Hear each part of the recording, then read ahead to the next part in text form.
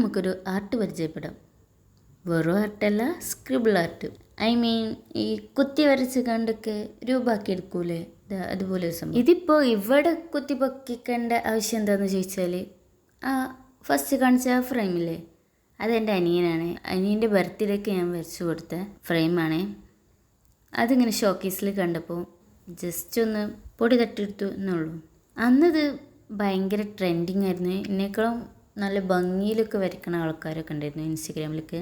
പിന്നെ ഇത് അന്ന് കടുവ ഇറങ്ങിയ ടൈമാണ്. അപ്പോൾ അതിൻ്റെ പോസ്റ്റർ ഒന്ന് ജസ്റ്റ് ചെയ്ത് നോക്കിയതാണ്.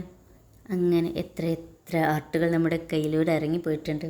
ഫോണുമത്തെ ആ ലൈനൊന്നും കണ്ട് നിങ്ങളാരും പേടിക്കണ്ട. സ്വന്തമായിട്ട് ലൈനൊക്കെ ഉണ്ടെന്ന് പറഞ്ഞെടുക്കാൻ വേണ്ടിയിട്ട് ഒന്ന് ഒപ്പിച്ചെടുത്താണ്. അന്നത്തെ ബിഗ് ബോസ് നമ്മുടെ ഡോക്ടർ റോബിനെ നമ്മൾ വെച്ചിട്ടുണ്ട്. അടുത്ത കാണുന്ന ആ പിക്കില്ലേ, അത് കൊറിയൻ ഡ്രാമാസൊക്കെ കാണുന്ന ആൾക്കാർക്ക് ചിലപ്പോൾ മനസ്സിലായിന്ന് വരും. നിങ്ങൾ ആരെങ്കിലും ഇങ്ങനത്തെ വരച്ചിക്കണമെങ്കിൽ ഒന്ന് കമൻറ്റ് ചെയ്യും. നമ്മൾ ഈ ഫ്രെയിം പരിപാടി വിട്ട കേസായിരുന്നു. എന്നിരുന്നാലും നമ്മുടെ കസിന് വേണ്ടി നമ്മൾ ഒന്ന് സെറ്റാക്കി കൊടുത്തിട്ടുണ്ട്.